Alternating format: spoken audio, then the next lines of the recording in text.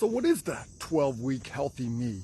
A lot of people have been reaching out and asking me what this program is all about. It is not just a weight loss program. It is not just a boost your metabolism program. It's a health program, and it's made for people who need to lose weight, who don't need to lose weight. How healthy are you? How do you measure health? A lot of people are not as healthy as they are. You know, there's a thing called silent inflammation. A lot of people have inflammation that goes below the threshold of pain, so they have functional problems. Their immune system doesn't function well. Their digestive system, their nervous system doesn't function well. Inflammation can get into your receptors. What does that do? It causes your dopamine and serotonin receptors not to work.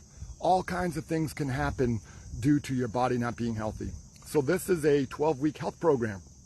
The first part, we deal with inflammation. We deal with gut health. We talk about how the gut is connected to the brain and the functions of the brain.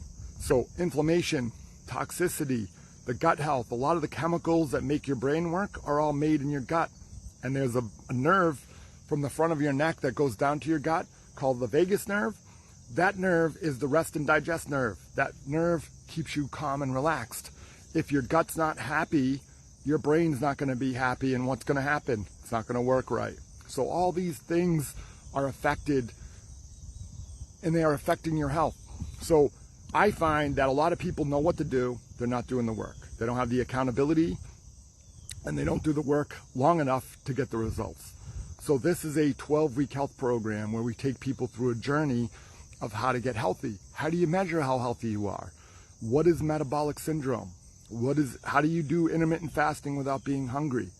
How do you work on making your gut healthier so it works better? How do you bring down inflammation naturally? And then also accountability.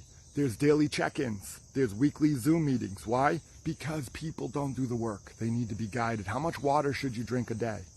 How do you take care of your gut? How do you measure your inflammation levels? How do you measure how healthy you are? You can't go by how you feel, because 10% of the nerves in your body have pain receptors. So how you feel has nothing to do with how healthy you are. How you function has everything to do with how healthy you are. And I find a lot of people, they try to build wealth in their younger ages, and they burn through their health, and then when they get older, they have to try to use their wealth to buy back their health. And the time to get healthy is now. You have to take care of yourself. You have to reduce inflammation. You have to make sure that your body's functioning at a higher level, and you have to make sure that your gut's working so that your gut-brain connection works better, and then everything seems to work better. The other problem with people is thoughts. People have a lot of stress. People don't know how to deal with stress. They live with narcissists, codependency. They don't know how to say no. They don't know how to forgive. They don't know the difference between conditional and unconditional loving.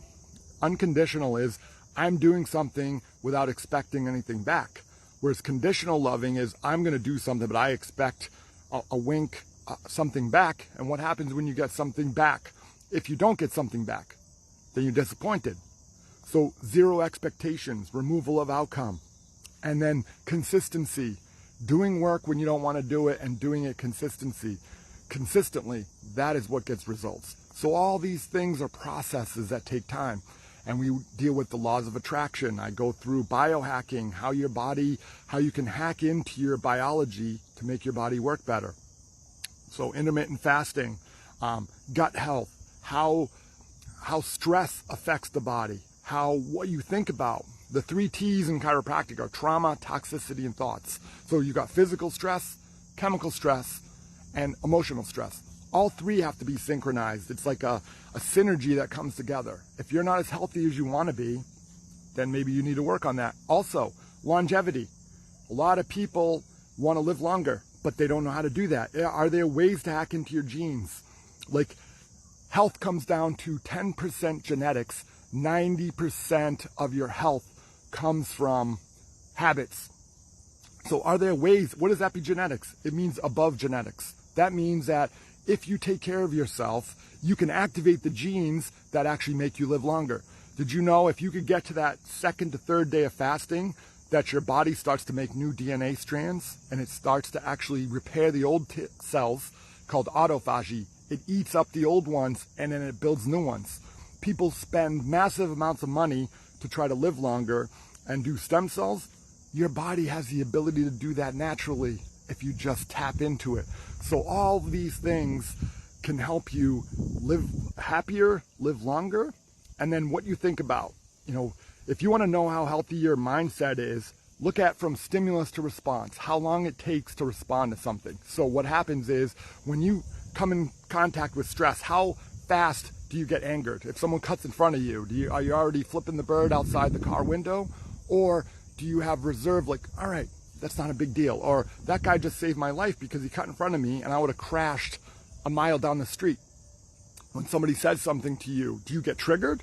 Or do you have the reserve to stay cool, calm, and collected? All of these things make a difference. So we take people through a 12-week journey of health. We do with gut, metabolism, inflammation, healthy habits, how much water do you drink, what's the brand names of foods that are going to make you healthy. We eat too much, we eat too often. How do you do fasting without being hungry all the time? How can you reduce inflammation naturally? How do you boost up your gut? A lot of people have gut problems, but what happens is they try to take probiotics. Now, if your gut's full of bad stuff, is that probiotics going to grow? No way. You need to get rid of the bad stuff and then add the new stuff. A lot of people, they have too much cortisol, too much insulin resistance. They have non-alcoholic fatty livers. Did you know that 20 years ago, the only people who had fatty livers were alcoholics? Now, about 45% of adults have non-alcoholic fatty livers. Now, what does that cause? When you eat too much sugar, and you can only have about 5 to 6 grams of sugar, which is like a little bit over a teaspoon of sugar in your whole system. If you have more than that, what happens? Your liver converts that sugar into fat. Where do you think high cholesterol comes from? It does not come from fat. So fat does not make you fat. Too much sugar makes you fat, especially potatoes, pasta, wheat, fruit. Fructose goes into your liver and acts like a toxin. Did you know that they've actually bred fruit to be sweeter so more people will eat it? It's crazy what's going on out there and how you think you're eating healthy. I'm not saying that you don't eat fruit. I'm saying that if you eat too much fruit, it's too sweet. What happens? You get all kinds of toxicity in your liver, and your liver not only is a detox unit, it's a hormone converter. Your liver drains out your inflammation and your toxicity, and what ends up happening is if you don't have a healthy liver, you're going to have all kinds of other problems like hormone imbalances. And what happens is if you eat more sugar than you need to, the liver converts that sugar into fat. What happens then? Well, the fat, when the liver can't handle it anymore, it goes into the cells, it goes into the muscles, and then eventually it goes into your arteries. And then what happens is now you've got problems. That's where high cholesterol comes from. That's where the plaque in the arteries. Did you know that high cholesterol does not cause clogged arteries? You have to have a prerequisite to have inflammation in your arterial walls before anything will stick. And what happens is a lot of people, they eat too much sugar, they get inflammation, they're on low cholesterol diets, but they're eating too much sugar, and what happens? You build a lot of fat, you build a lot of inflammation, and then it starts to stick to the walls. People with hardly any cholesterol in their diet can still have high cholesterol because your body converts sugar into fat. And it's just so many things to think about for health. So the first half, we deal with all that, cellular health, metabolism, gut, the gut-brain connection. The second half is on mindset. How do you deal with stress? How do you let go of things? How do you forgive? How do you start to calm down and go with the flow versus forcing things to happen? How do you change your mindset? When you change the way you look at things, the things you look at change. And that is one of the most important things. And that's why it's the hardest thing. To change how you think about things is the hardest. Diet, fitness, exercise, drinking water, those are the easy things. The hard things is how do you change the way you look at things? Well, that's a process as well. The laws of attraction. If you want to know where your thought process is, look what's attracting into your life. Because it's a mirror image. What you put out, you attract into your life. If you're putting out negativity, that's why you're always attracting negativity. If you put out positive stuff, that's why you're getting positive stuff. So this is a whole process of getting healthy, not just in the gut, not just in the waistline. Some people don't need to lose weight, but they have a lot of stress. How about the skinny people who can eat everything all the time? Those people are the sickest. You don't have a diet problem, you have an absorption problem. You're eating all that junk and your gut's so bad it's not even absorbing it. That's why people who are super skinny say, oh, I can eat anything. They're wicked unhealthy.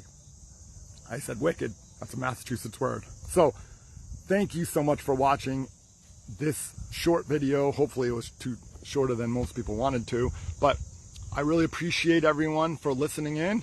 And if you have any questions, leave them below. Follow me if you're interested in taking a journey in this 12-week program. It's way more affordable than one-on-one coaching. I have that available as well. I have one-on-one coaching available, but this next one starts September 5th, which is Tuesday. So if you've fallen off track, if you haven't done the work in the summer, now's the time to get back on. I love you guys. Have a great day and leave any questions below.